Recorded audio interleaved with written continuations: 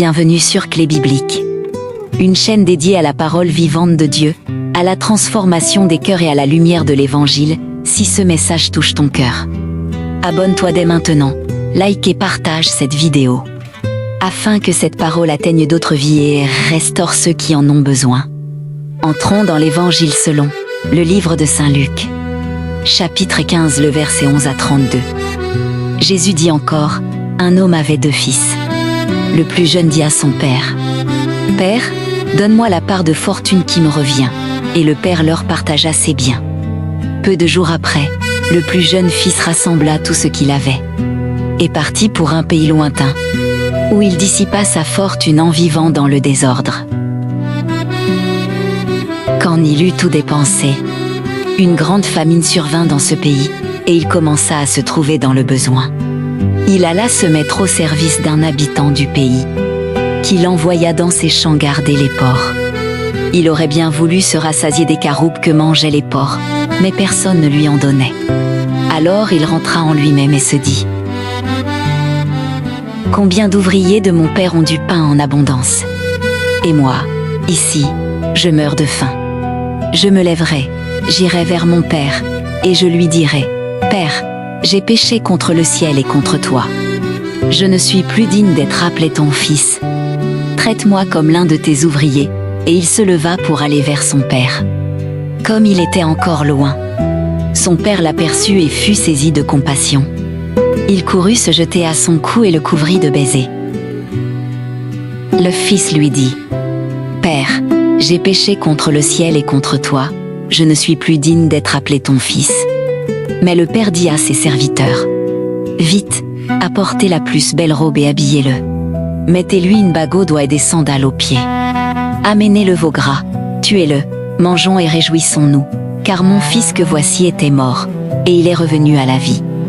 Il était perdu, et il est retrouvé. » Et ils commencèrent à se réjouir. Cet évangile est plus qu'une histoire, c'est ton histoire. C'est notre histoire. Ce fils représente chaque personne qui s'éloignait de Dieu. Chaque moment où nous avons voulu vivre sans lui. Chaque fois où nous avons cru que la liberté se trouvait loin du Père, mais la vérité est que loin de Dieu. On finit toujours par manquer quelque chose. Le Fils pensait gagner sa liberté, mais il a perdu sa dignité. Il pensait vivre, mais il s'est retrouvé vide. Et pourtant, tout change à un moment précis. Il rentra en lui-même, c'est le moment de réveil, le moment où l'on réalise. Ce n'est pas cette vie que Dieu veut pour moi. Et aujourd'hui, peut-être que ce moment est pour toi. Mais ce qui rend cet évangile bouleversant, ce n'est pas le péché du Fils. C'est l'amour du Père. Le Père ne condamne pas, le Père ne rejette pas. Le Père court. Dans la culture de l'époque, un père ne courait pas. Mais ici, l'amour est plus fort que la dignité. Dieu court vers toi. Même après tes erreurs, même après tes chutes, même après ton éloignement. Écoute bien ceci.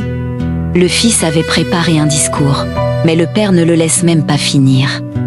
Parce que l'amour de Dieu ne dépend pas de la perfection de ton discours, mais de la sincérité de ton retour. Aujourd'hui, Dieu te dit, reviens. Peu importe où tu es tombé, peu importe ce que tu as fait, peu importe depuis combien de temps, tu peux revenir. Et quand tu reviens, Dieu ne te traite pas comme un serviteur.